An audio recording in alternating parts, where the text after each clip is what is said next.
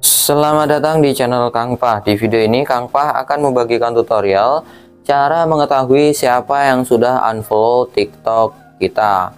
Nah, di sini sebelumnya ketika kita sudah saling follow dan ternyata follower kita itu turun drastis, siapakah yang sudah unfollow kita ya teman-teman? Itu kita bisa melihatnya. Namun sebelum tutorial ini berlanjut, teman-teman silahkan subscribe dan nyalakan lonceng notifikasinya agar tidak ketinggalan video terbaru dari channel Kang Pah. Oke teman-teman, langsung saja ke tutorialnya.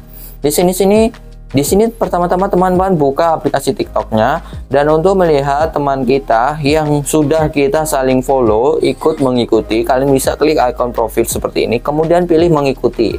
Nah, biasanya kalau sudah unfollow yang sudah saling follow itu tulisannya teman seperti ini ya teman-teman.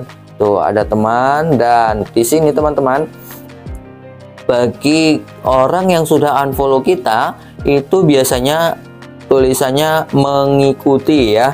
Nih misalnya dari teman kulitmu nih misalnya ya, ini tulisannya ikuti ketika kita pencet mengikuti. Nah, ketika kita ikuti dia kita ikuti, berbeda dengan yang OIS nih misalnya ini teman. Nah, kita tuh kalau unfollow tuh kita pencet temannya, ini unfollow. Kalau kita ingin ikuti balik, kita ikuti balik. Berarti dia tuh sudah memfollow kita terlebih dahulu. Seperti itu. Ketika kita klik teman seperti ini, berarti kita sudah unfollow. Nah, begitupun orang tersebut, kalau orangnya sudah unfollow kita, tulisannya mengikuti. Berarti kita yang mengikuti dia tidak mengikuti kita, seperti itu.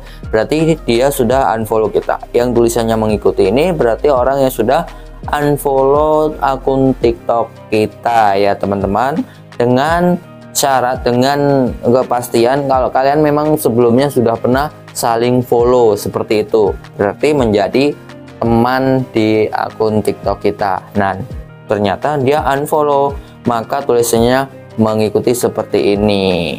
Nah, begitu sih teman-teman caranya untuk mengetahui akun TikTok yang sudah unfollow TikTok kita ya.